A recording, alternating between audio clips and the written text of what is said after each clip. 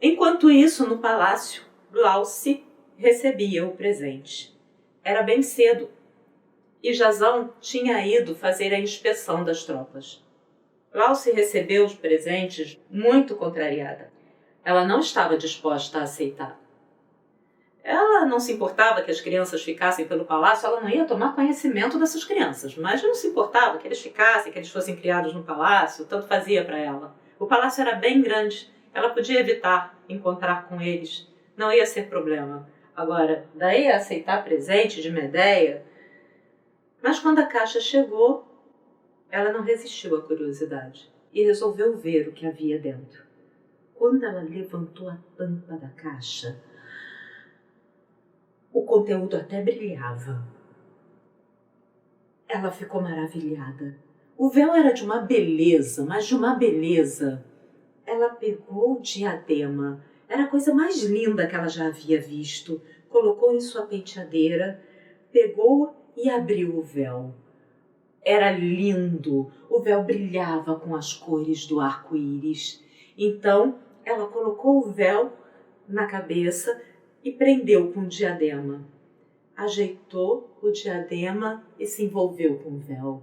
Ela se sentiu a própria Afrodite, ela se sentiu linda. De repente, o diadema começou a afundar no crânio de Glauce. O véu que lhe caía pelo rosto, pelo corpo, começou a entrar pela carne de Glauce. O rosto foi sendo deformado, o véu foi entrando pelos braços e Glauce começou a gritar, desesperada. Uma fumaça começou a se desprender do corpo de Glauce e o véu começou a botar fogo nas roupas de Glauce. As roupas de Glauce começaram a se incendiar e Glauce gritava: eu estou queimando! Tira esse negócio de mim! Tira! Mas as empregadas, elas começaram a se afastar, elas estavam apavoradas, elas ficaram com medo de tocar e fizeram muito bem. Se elas tocassem, elas iam se queimar também. Mas Creonte ouviu e veio correndo. E quando ele chegou, que ele viu a filha ali naquela, campaneando pela sala, queimando. Papai, meu diadema, o véu, eles estão me queimando. Creonte não pensou duas vezes, meteu a mão no diadema para tentar tirar, meteu a mão no véu, mas nisso ele também começou a ser incendiado.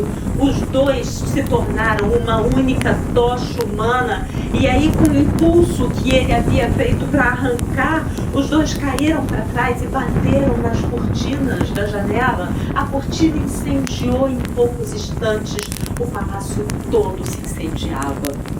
Quem conseguiu correr se salvou. Enquanto isso, Jazão soube do que estava acontecendo, mensageiros vieram avisar, ele organizou a tropa para tentar ir salvar o palácio que estava pegando fogo. A população já estava jogando baldes, correndo com baldes d'água, mas a chama era muito intensa, o palácio queimava.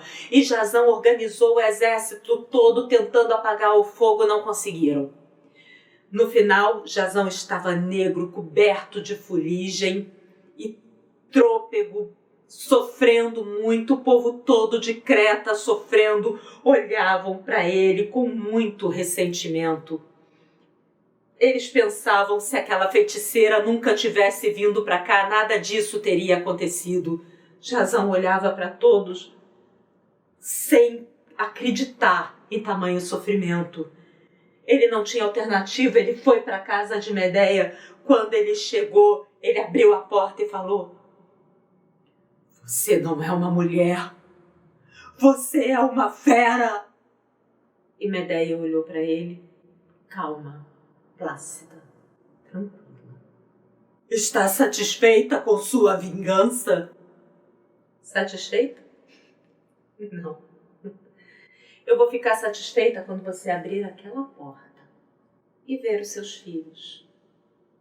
Aí eu vou ficar satisfeita. Jazão arregalou os olhos. Teria tido Medéia coragem de fazer algum mal para os filhos? Ele ficou gelado. Algo no interior dele dizia que sim, ela teria coragem. Ele foi cambaleando para a porta e abriu.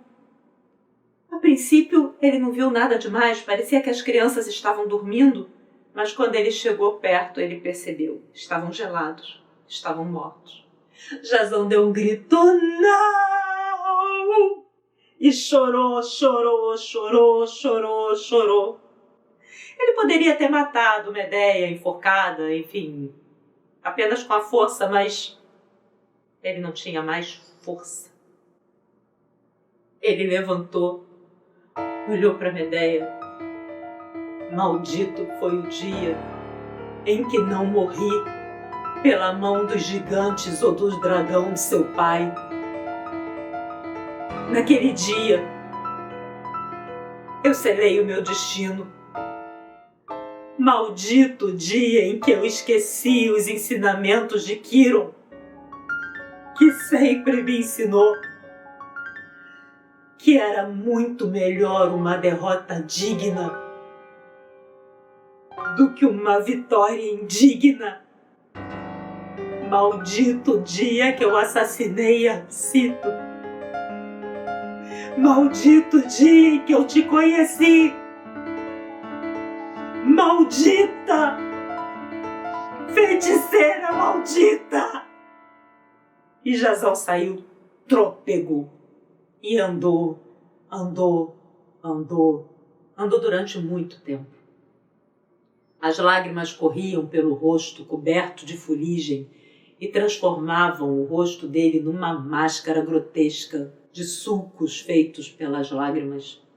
Jazão perambulou durante muito tempo, até que um dia ele chegou no istmo e lembrou do dia em que eles deixaram o Argo ali.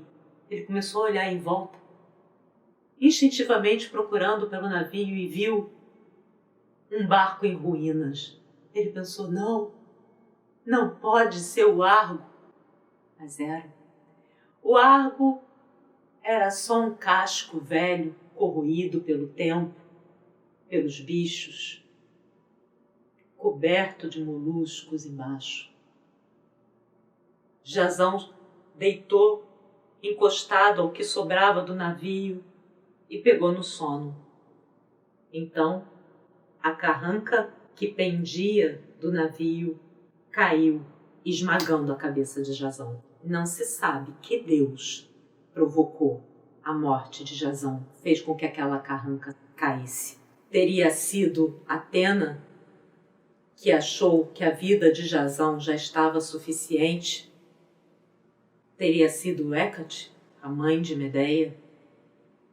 Teria sido Diana, que ainda não estava completamente aplacada? Não se sabe. Medeia, por sua vez, invocou a mãe. A mãe veio, como sempre. Medeia caiu de joelho aos pés da mãe e chorou. Chorou, chorou, chorou, sentida. Era a mãe, ela sentiu. Para ela se vingar, ela cortou na própria carne. Ela chorou bastante ali. Quando ela tinha chorado tudo o que tinha para chorar, ela se levantou e, ajudada pela mãe, construiu as piras, banhou o corpo dos filhos, untou as madeiras com óleo perfumado, colocou as moedas, colocou os filhos em cima das piras, cremou o corpo dos filhos, colocou as cinzas numa caixinha, levou com ela. Quando tudo já havia terminado, Medeia olhou em volta. E quando ela olhou para a mãe já estava fazendo a invocação para sair dali, e Medeia se apressou em dizer: mamãe!